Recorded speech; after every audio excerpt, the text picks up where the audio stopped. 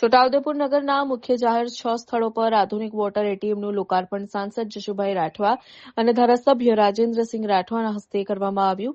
આ પ્રસંગે નગરમાં વોટર એટીએમની સુવિધાનો શુભારંભ પણ સાંસદ જશુભાઈ રાઠવા અને ધારાસભ્ય રાજેન્દ્રસિંહ રાઠવાના હસ્તે કરાયો.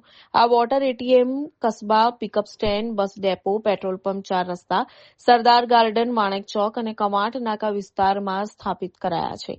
નગરના લોકો, મુસાફરો અને આસપાસના ગ્રામજનો હવે સરળતાથી શુદ્ધ પાણી મેળવી શકશે. સૌથી મોટી વાત એ છે કે આ વોટર એટીએમ ખૂબ જ નજીવા દરે સેવા આપશે.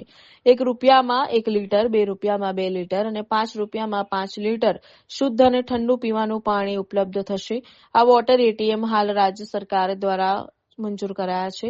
વધુ 4 વોટર એટીએમની માંગણી કરવામાં આવી હોવાનું ધારાસભ્ય રાજેન્દ્રસિંહ રાઠવાએ જણાવ્યું હતું. આજે છોટાઉદેપુર નગરપાલિકા ખાતે વોટર એટીએમ ₹1ની અંદર 1 લીટર આરો પાણી, ₹5ની અંદર 5 લીટર અને ₹10ની અંદર 20 લીટર જે એટીએમ પાણીનું આપવાનું છે એ આજે અહીંયા છોટાઉદેપુર લોકસભાના સાંસદ આદરણીય જશુભાઈ રાઠવા સાહેબના હસ્તે આજે ડ્રિંકિંગ વોટર એટીએમનું ઉદ્ઘાટન કરવામાં આવ્યું. હાલમાં આ રાજ્ય સરકાર તરફથી 6 વોટર એટીએમ મંજૂર થયા છે. બીજા 4ની માંગણી આપણે કરેલી છે. એટલે છોટાઉદેપુર નગરપાલિકા ખાતે આરોવાળું શુદ્ધ પીવાનું પાણી ₹1ની અંદર 1 લીટર ગમે ત્યારે આ સેન્ટરો ઉપરથી મળી રહેશે. આજે હું આનું જ્યાં ઉદ્ઘાટનના કાર્યક્રમમાં આવ્યો છું, લોકાર્પણના કાર્યક્રમમાં આવ્યો છું, હું અહીંથી રાજ્યના મુખ્યમંત્રી શ્રી આદરણીય ભૂપેન્દ્રભાઈ પટેલ સાહેબનો ખૂબ ખૂબ આભાર માનું છું કે છોટાઉદેપુર નગરપાલિકામાં અમારા દ્વારા માગણી કરવામાં આવેલી ને એ માગણી એમને પૂરી કરી અને આજે આ છોટાઉદેપુર શહેર સહિત અહીંયા આ પિકઅપ સ્ટેન્ડ છે એટલે કમાટ વિસ્તારના જે પ્રવાસીઓને પણ અહીંથી ફાયદો થશે. શહેરના લોકોને તો ચોક્કસ થવાનો જ છે. એટલે આ ભેટ આપવા બદલ હું માન્ય મુખ્યમંત્રીશ્રીના ખૂબ ખૂબ આભાર સહિત આજે અહીંયા નગરપાલિકાના પ્રમુખશ્રી, ઉપપ્રમુખશ્રી અને નગરપાલિકાના સૌ સભ્યો, સિનિયર આગેવાનો, અમારા વકીલ, સિનિયર વકીલ આદરણીય મકરાણી સાહેબ પણ અહીંયા આજે ઉપસ્થિત છે.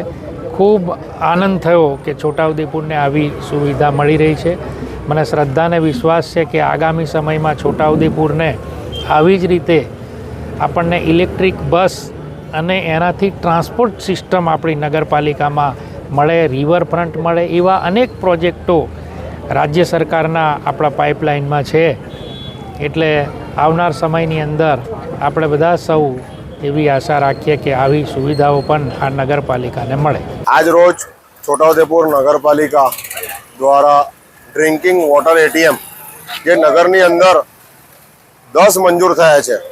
આજે પ્રથમ ચરણની અંદર 6 વોટર એટીએમ રાજ્ય સરકારની દેન છોટાઉદેપુર નગરપાલિકા નગરની અંદર આ ડ્રિંકિંગ વોટર એટીએમ નાખી રહી છે.